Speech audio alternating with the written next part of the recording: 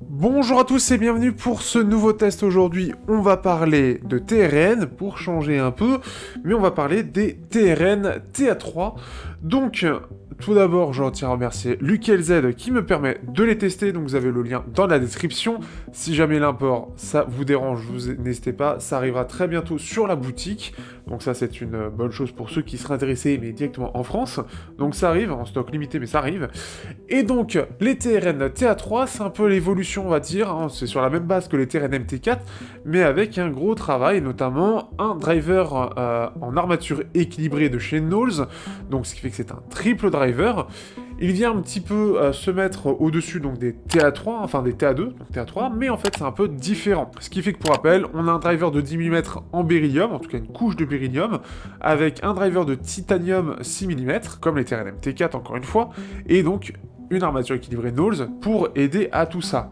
Le tout sur un design assez joli, hein, puisqu'on va avoir un design focal, clairement, on sent que c'est un espèce d'hommage à focal, qui est très réussi d'ailleurs, et avec un nouveau câble que sort la marque, et qu'on retrouve aussi sur, justement j'en parlais après, les Rose Finch, et ce qui fait qu'il est vraiment pas mal, donc on va en parler encore une fois, donc ce qui fait que c'est intéressant, et on a aussi une paire d'embouts TRNT, toujours en médium, ce qui correspond à du petit, qui aide beaucoup les intras aussi. Des intras qui sont vraiment très intéressants, surtout pour ceux qui aiment bien les signatures un peu, on va dire, relativement neutres, voire un petit peu équilibrées, avec une bonne dose de clarté typique de chez TRN, et on va voir plus précisément ce que ça vaut. Et avant de lancer tout ça, sachez que vous allez avoir bientôt aussi les Rose Finch, les TRN Rose Finch qui sont un peu moins chers, un driver planaire de 12 mm à moins de 50 € ou à moins de 60, ce qui fait que c'est intéressant, il y a des petites choses à redire derrière, mais j'ai commencé à travailler dessus, vous le verrez normalement la semaine prochaine. Allez, c'est parti pour le test.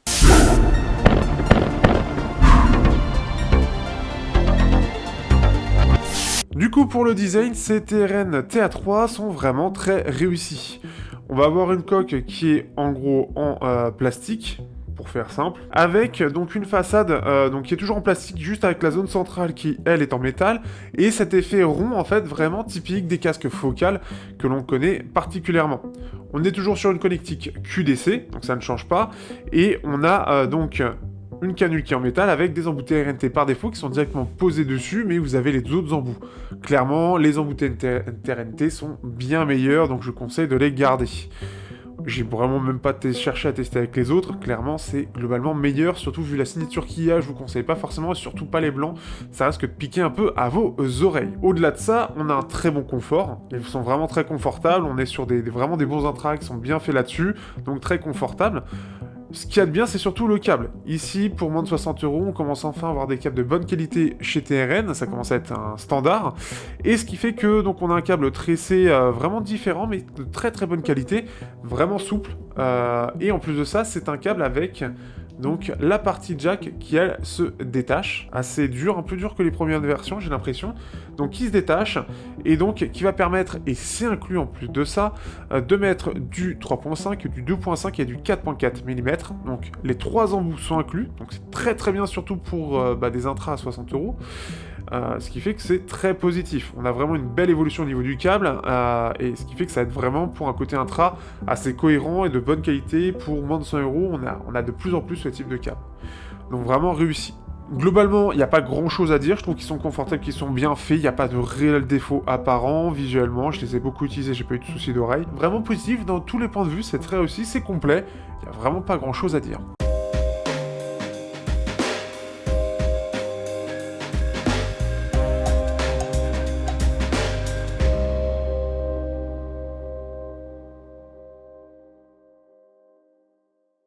Au niveau de la qualité sonore, donc comme je le disais, au niveau de la configuration, on est sur un driver 10 mm avec une couche de beryllium, une driver de 6 mm en titanium et un driver Knowles, donc une armature équilibrée pour les extrêmes fréquences. Sur la signature, on est sur de l'équilibré, voire même du neutre, avec une dose de clarté qui est vraiment pas mal du tout. Ça le rend assez polyvalent, et ce qui fait que on peut l'utiliser pour à peu près tous les styles, là où sur d'autres intras, TRN toujours surtout, mais d'autres aussi, on va avoir quelque chose de moins polyvalent, moins technique, et on verra ça dans la partie comparatif. Du coup, au niveau de la signature, on a une basse qui, elle, est une basse typique TRN, avec une basse plutôt en avant, mais la sous-basse, elle, un peu en retrait, donc un côté un petit peu rond comme ça. Ça permet d'avoir une basse qui a pas mal d'impact, sans être un peu trop vibrant, même si c'est un bon rendu, mais c'est assez équilibré. On a des voix qui sont bien en avant, qui sont bien claires, avec cette dose de chaleur, on va dire, qui a un beau corps, mais c'est plus orienté un peu sur la clarté. On va avoir vraiment quelque chose de très fin, qui a un bon rendu global, ce qui fait que c'est assez, vraiment assez agréable, sans sibilance particulière. Je trouve que c'est assez réussi, donc là-dessus, vous allez vraiment apprécier. On a des aigus qui sont pareils, assez équilibrés, c'est surtout les extrêmes aigus qui vont ressortir particulièrement, ça va se ressentir, on va avoir une scène assez large, une mise en avant un petit peu notamment des cymbales qui va se ressentir, mais je trouve qu'on a une scène vraiment large, notamment pour cette partie-là, qui va vraiment faire ressortir ces instruments-là, et on va vraiment avoir quelque chose d'agréable, de vraiment réussi, de maîtriser, on a quelque chose de plutôt bien détaillé, ce qui fait que l'armature Knowles aide vraiment, je trouve, au son, permet d'avoir notamment aussi grâce à l'embout, mais on a un pic de clarté qui se ressent moins, on a quelque chose qui est bien détaillé, on a vraiment quelque chose de large, on en profite très clairement. Encore une fois, on le verra après dans la partie comparaison, mais on a une scène qui est plutôt large. C'est pas la plus large que j'ai entendue, mais elle se démarque plutôt bien. Ce qui est vraiment bien, c'est qu'on a une basse qui est vraiment très bien maîtrisée et des aigus qui sont vraiment bien maîtrisés aussi, ce qui fait que autant pour de la dub que pour du métal, que pour de l'électro, tout passe bien. Pour ceux qui sont vraiment amateurs de basse, vous allez peut-être trouver ça un peu léger, mais pour ceux qui ont déjà l'habitude des sons assez équilibrés, voire neutres, ce qui est bien, c'est qu'on va avoir un son qui est relativement neutre et clair, mais assez punchy, une basse qui a pas mal d'impact quand même, qui a pas mal de présence, ce qui fait que pour du métal, c'est vraiment bien équilibré et ça a cette dose de basse qui est suffisante pour en profiter et ne pas sentir qu'il manque quelque chose. Sauf ceux qui ont l'habitude vraiment d'avoir une basse vraiment très élevée. Donc j'aime vraiment cet équilibre et ce qui permet vraiment de l'utiliser pour tous les styles sans problème et sans avoir de défauts particuliers. En plus de ça, je m'y attendais un peu peut-être à avoir des défauts par rapport au MT4 ou même au Star River et clairement en fait voilà, cette triple configuration marche très très bien. Aussi, on pourrait se dire que niveau détail ça doit pas être ouf et en fait ça s'en sort vraiment très très bien. On sent qu'ils ont pris un bon driver nose, alors lequel je saurais pas vous dire, mais un bon driver nose vraiment performant parce que ça aide vraiment par rapport aux deux autres drivers à avoir un son détaillé. Ce qui va être intéressant, on va parler juste de l'isolation rapidement, mais on va passer à la partie comparaison et face à des concurrents très intéressants, mais il y a vraiment quelque chose qui pourrait croire que bon, c'est peut-être un petit peu en dessous de la concurrence, mais là il y a eu un vrai travail soit acoustique, soit de driver, je ne sais pas exactement, pour avoir un rendu très très bon. Au niveau de l'isolation, on n'a pas quelque chose de très très isolé. On sent quand même que ça fait passer quand même du bruit par rapport au reste. Peut-être à peu près autant que les TA2, mais ce qui est bien, c'est que ça en fait, voilà, c'est le bon équilibre entre isolation et laisser passer l'air, notamment pour avoir ce côté un peu plus ouvert des aigus et pas avoir ce côté trop fermé ou ce côté pression acoustique qui peuvent en gêner certains. Donc c'est pas mal là-dessus, donc c'est pareil, c'est un bon équilibre.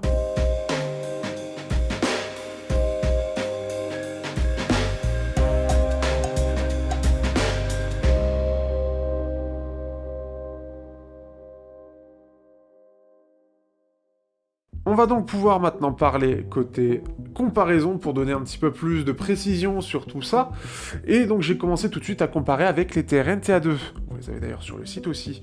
Les TRN TA2, donc des intrats qui sont très très sympathiques, un driver dynamique 8 mm et deux drivers donc Knowles, qui sont d'ailleurs toujours, je les trouve toujours très réussis ces intras. Sur un certain point, on en parle tout de suite. Déjà, au niveau du son, on a quelque chose de plus chaleureux, très clairement, puisqu'on va voir surtout les basses, peut-être pas forcément la sous-basse, mais les basses et les médiums qui sont vraiment en avant, avec un creux dans les aigus.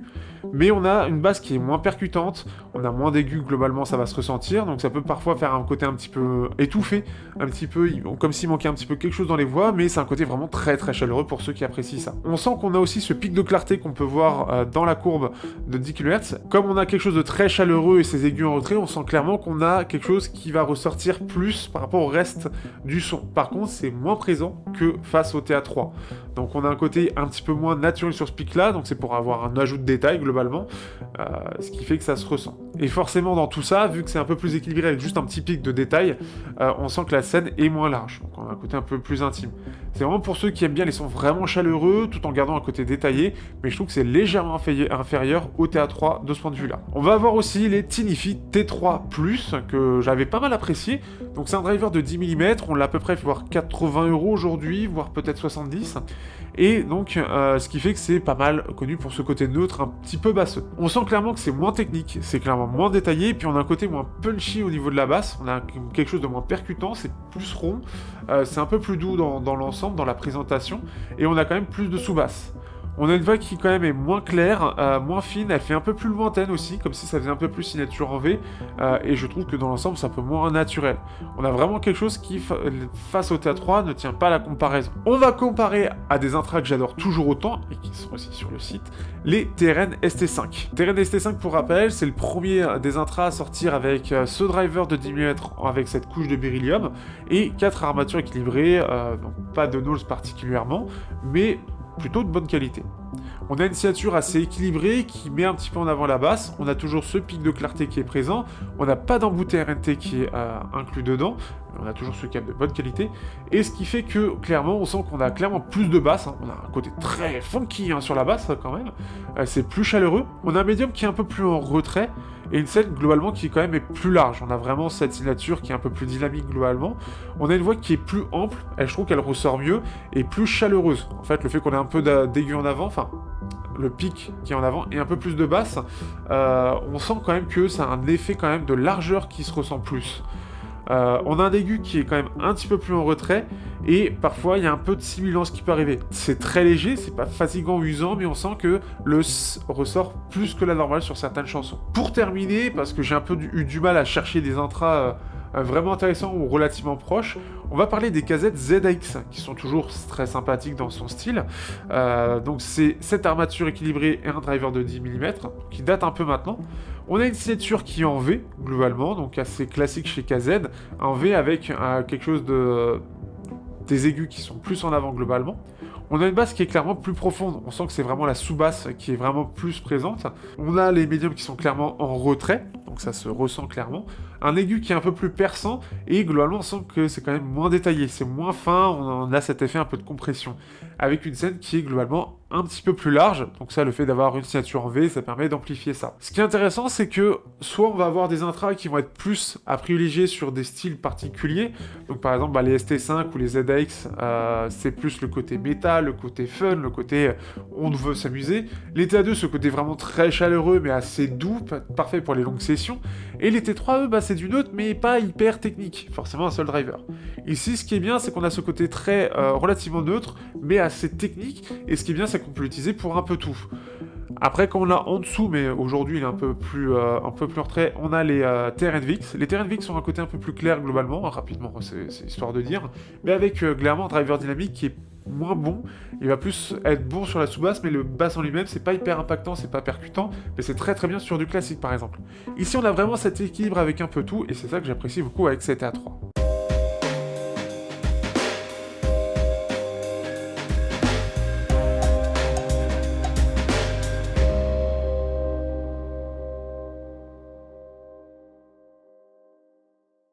Du coup, que penser de ces TRN à TA3? Eh bien, je les ai trouvés vraiment très sympathiques. Encore une fois, merci le KLZ, vous avez le lien dans la description, et sinon ça arrivera sur le site directement, donc Stock France, ça l'intérêt. Mais ce qui fait que j'ai trouvé que c'était vraiment intéressant, ils ont sorti des bons intras vraiment efficaces, et avec une signature un petit peu plus... En fait, c'est un peu une alternative des ST5. Les ST5 sont quand même un petit peu plus techniques, enfin un petit peu plus amples et un petit peu plus détaillés, un peu plus techniques. Ici, il y a un côté un peu plus équilibré, mais plus polyvalent, notamment pour ceux qui aiment bien ce côté relativement neutre, mais qui doit avoir un bon rendu, par exemple, sur du métal. C'est pas forcément le cas de beaucoup d'intras, c'est parfois compliqué à voir, et je trouve qu'il y a ce bon équilibre pour avoir ce côté, voilà, un petit peu neutre, légèrement, voilà, une petite mise en avant aiguë, basse, juste ce qu'il faut, avec ce pic de clarté, détail qui est toujours mis en avant. C'est quelque chose d'assez classique chez TRN, mais c'est vraiment efficace. Et surtout, c'est ce qui m'a surpris, en fait, c'est surtout le côté assez détaillé pour sa configuration face à ce qu'on peut avoir ailleurs, sans pour autant avoir un pic qui va nous casser les oreilles, et ça j'en avais un peu plus peur. On sent qu'il y a quand même eu un travail sur ces intras. Ce qui est bien en plus de ça, c'est qu'on a un packaging qui est assez complet, un peu comme ce que propose l'ST5, avec notamment un câble de très bonne qualité, des embouts RNT qui sont intégrés, les 3 adaptateurs jack qui sont intégrés aussi, ce qui fait qu'on peut pas vraiment lui faire de reproches. Il manque peut-être juste la pochette de transport, mais c'est vraiment complet et ça répond un peu à toutes les demandes, entre guillemets, entre les embouts de très bonne qualité, le câble de très bonne qualité qui peut s'adapter sur diverses sources et notamment profiter des bonnes puissances et bonnes amplifications en 4.4 ou 2.5. Donc c'est vraiment cool et TRN continue dans cette lancée-là et je la trouve toujours très positive. Ce qui est intéressant de parler, ça va être pour donc l'espèce de mini Kirin, les TRN Rose Finch, qui empruntent très clairement le design de chez FiO et qui sont intéressants. On en parlera, je suis en train de tester, de voir un petit peu ce qu'il y a. Ne vous jetez pas dessus tout de suite, il y a quand même des critiques à faire, clairement plus que sur les TA3, notamment pour le côté effet planar. Si vous voulez vous poser la question de savoir un petit peu ce que ça vaut, un peu les limites, notamment sur les extrêmes fréquences, je vous envoie sur le test des TRN Kirin. C'est pas exactement la même signature, mais c'est intéressant de voir pourquoi il faut attendre le test là-dessus, et c'est TRN qui me les a envoyés. Donc vous verrez ça très bientôt. Ciao à tous, n'hésitez pas à partager, commenter, liker, vous abonner, encore une fois ça aide beaucoup la chaîne, et puis sinon n'hésitez pas à rejoindre le Discord, ça aide aussi, et puis ça permet de faire vivre ce Discord qui est toujours sympathique, et qui, pour ceux qui ont plus de budget, ça va faire mal au banquier. Et à vous peut-être aussi.